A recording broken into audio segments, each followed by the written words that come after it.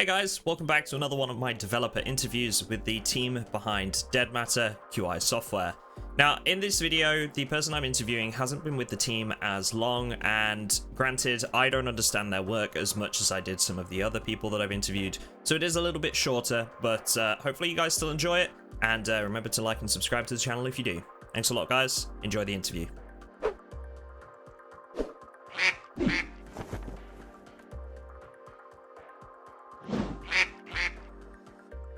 Okay, Erlite, thank you very much for agreeing to have a sit down with me and partake in this interview. I know you've probably seen by now that I've done this with most of the team, so it's really cool for me to get an insight into what it is you do. So let's just start off with something simple. Can you tell me a bit about your role within the team and what you do for QI software at all? So I recently joined the programming team, so I'm one of the programmers on Dead Matter.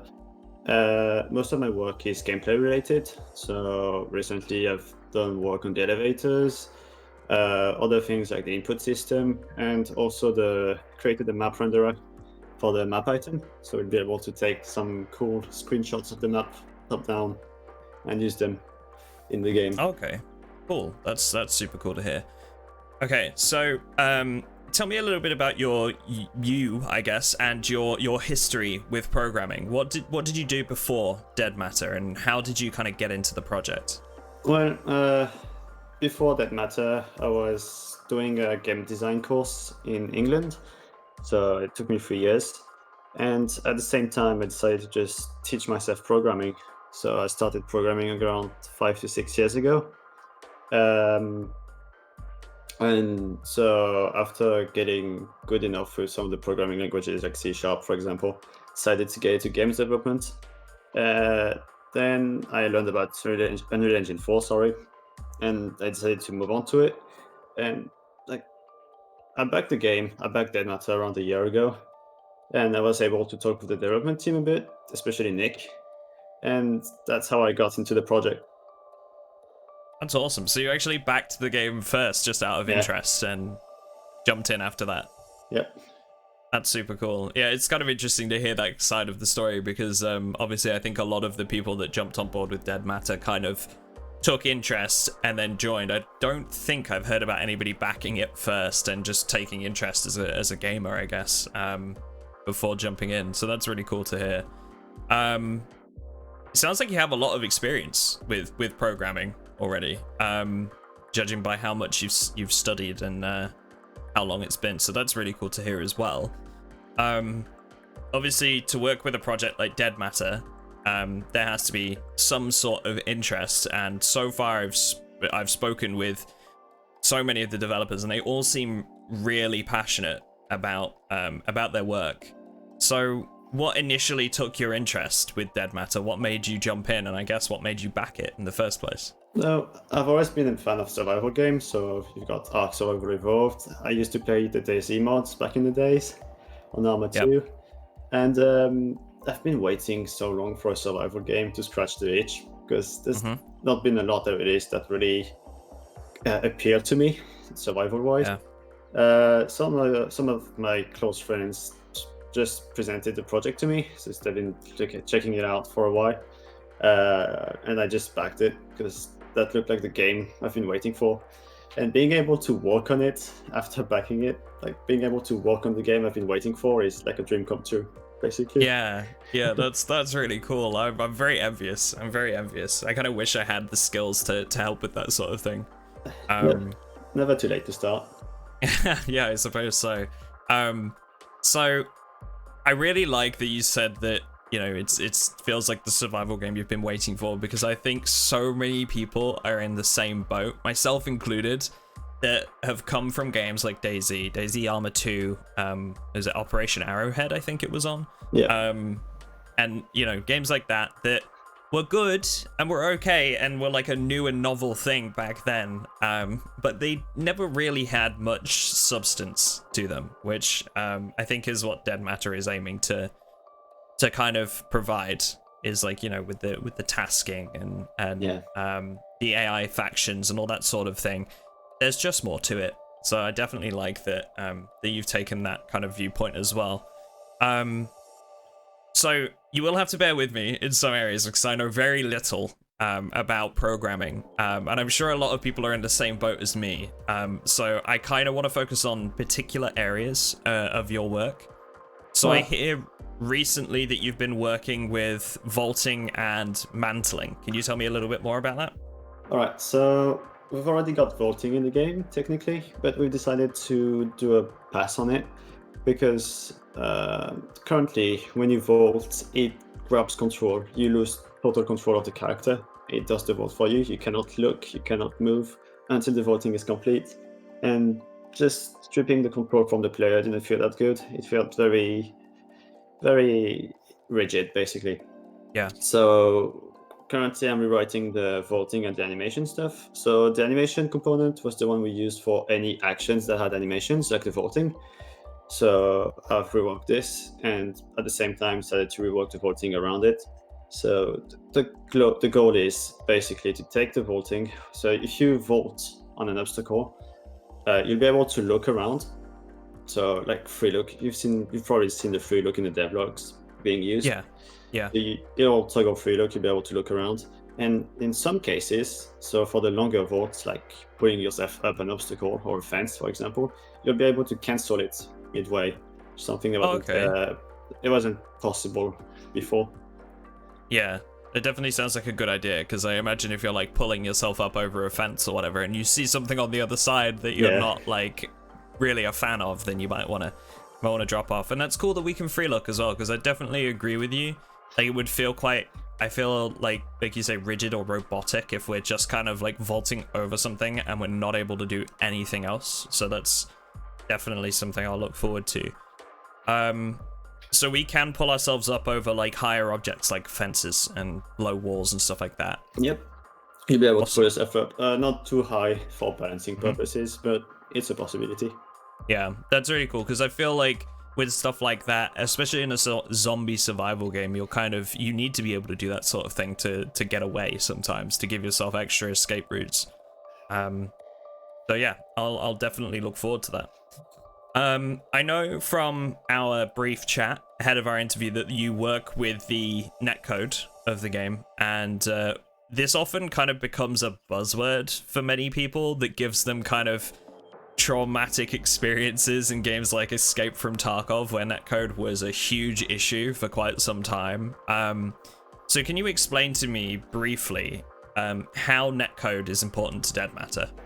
Netcode is very important to Dead Matter, so we're constantly making improvements to it, making sure it's performant.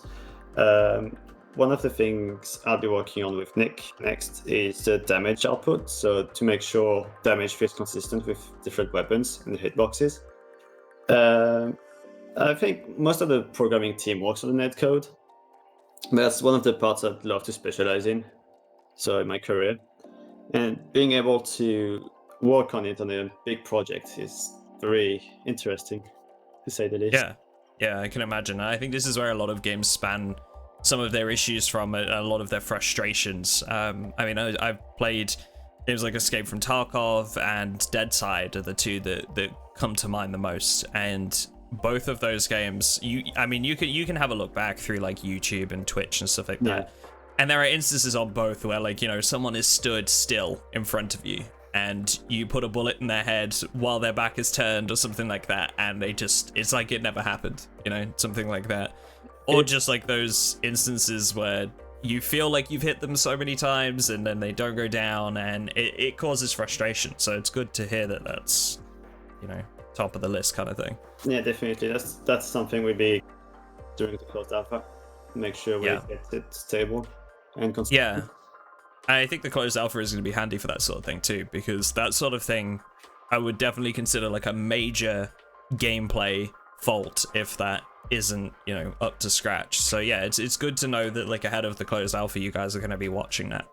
The closed alpha is going to be our main playtesting phase for bug fixes, and we'll also be adding content down the line before the early access release. But yeah, it's not going to be stable for the first few weeks while we fix most of the bugs. But once it is, we'll be able to add some more content and make sure everything's fine before we proceed. Yeah, I mean that's something that I feel like a lot of people are going to have to understand. You know, just despite how long it has been in development, you know, obviously, UI Software is a relatively small team with all things considered, and obviously it's going to take some time to get these things right. And a lot of these things you can't really test until there are players on board. Exactly. So, yeah, I definitely think a lot of people are gonna. There'll potentially be some frustrations, but hopefully most of the player base is going to understand that that first period of maybe like a few weeks, like you said, is going to be a bit unstable. We'll stay in contact with the players anyway, so we'll be transparent with the bugs we're currently fixing and the issues we know of, so that way they'll be able to check what issues are being worked on and when they're going to be fixed. Yeah, definitely. Okay, thank you. So, optimization, a big part of what you do, I'm sure. But what kind of processes do you go through to ensure that what you're working with is well optimized? Well, there's a saying in programming, which is premature optimization is a sin. So you don't want to spend too much time optimizing things early on. Like, you get used to writing your code in a way that's relatively optimized, and you make sure that you're not writing garbage from the get-go. But what we generally do is, once we find that the game's not performing as well as we want it to, or one part of the game is falling behind, that's when we start profiling it and making sure, like trying to find why it's doing this, and then we fix it. That allows us to work on the game and focus on optimization later. So we only optimize when we see it's a necessity. Sure. Yeah. So I guess there's going to be another aspect of the closed alpha, right? Is going to be, you know, looking at what runs well already, what doesn't, and being able to go back and optimize that sort of thing afterwards. Yeah, performance is being fixed almost daily at this point. We find issues, we fix them, and being able to run the game on different hardware thanks to the players is going to give us a lot of valuable data. Yeah, I'm sure. Okay, cool. So one of the areas that you've worked on that I think you mentioned earlier was elevators. To some people, this might seem like an unnecessary feature. Yeah, why don't we just use stairs, and especially on the terms of optimization and things like that, right? Like, why don't we just use stairs? What's the purpose of elevators being in the game? Some locations in the map, notably the mine, only have an elevator to go inside. And that means in some cases you have to solve some puzzles, like find a way to reactivate the electricity in order to go down. Some puzzles of the sort. So that'll mean you'll have to solve some things before you get access to the better loot, for example. Yeah. And it's a nice way of just moving from stairs from I lost the word. No, I know what you mean. So what you mean is, like, it's a nice way to enter a new area, right? Yeah. Is to use an elevator. Yeah, because it's definitely a very atmospheric way. I think when we saw like the footage from vlog 10, when we were like entering the mine, that was like a really atmospheric entrance, and I love that because like, you know, obviously if you go downstairs, you perhaps don't take it in as much. Yeah, I as love with an the elevator. Ambience. Like the mine is one of my favorite locations for that. Just for the ambience it gives you. It's a very scary ambience. Like, you're going down an elevator shaft and you don't know what's under it. Could be players, could be zombies, could be both. Yeah, definitely. And one of the cool things I liked about the mine was that, like, the power was off inherently, and you had to go kind of find the place to turn it on to get some lights working, which is super cool. And I think this kind of puzzle solving element is going to add a lot of substance to the game. So, man, I'm really looking forward to getting in and having a look around all these locations and see what's going on. And I'm sure backers are too. Yeah, the dev team can't wait to play with you guys. It's one of the things we're looking forward to. Yeah, I mean, it's going to be good as well, because like we're going to be able to actually get our hands on what we've been watching footage for all this time. And I know I probably speak on behalf of a lot of QI partners, especially when I say that we're looking forward to getting in and testing various things. Like, I've already got in my head, I want to go in and I want to test things like bullet damage and armor, and does the voice work in certain areas and not with others? Does weather effects work as intended with certain interiors and things like that? all these little things in my head that I really want to get in and test, just to see what all the see what all this fuss has been about for all this time. So it's gonna be good. I'm looking forward to it, definitely. Especially since the weather system has been polished a bit since the last devlogs we've shown you guys. So that's something you'll probably appreciate a lot. Yeah, that's Kyle's work, isn't it? Is the weather systems? Kyle wrote the voice system. I think Shiny was the one that polished it recently. Right. Yeah. I saw the footage from a recent update of the glass, like the glass pane in the church and the water streaming down it when it was heavy raining, which was so cool. It looked so good. There's more to it. I'm not gonna say more. You'll be able to find it during the closed alpha, but there's I'm looking forward to it for sure, and I'm sure there'll be lots of things like that when we get in and we notice all these little things popping up. Cool. So, with the closed alpha being in less than 2 weeks now, what would you say your biggest concern is?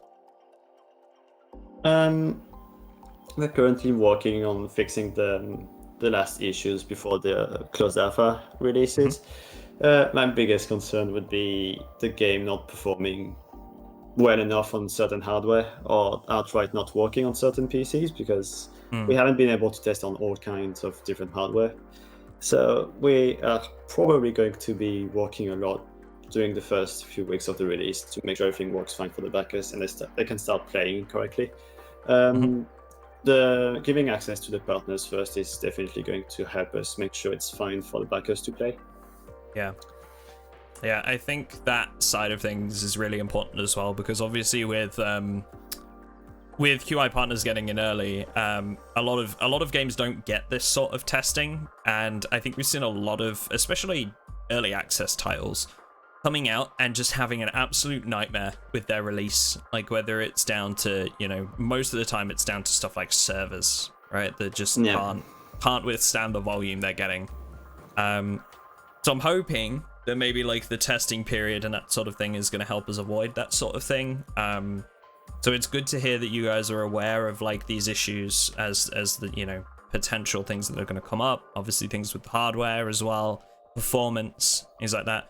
And I know you guys have been working very hard to make sure that performance is sustainable as well, especially with like large groups of zombies and stuff like that.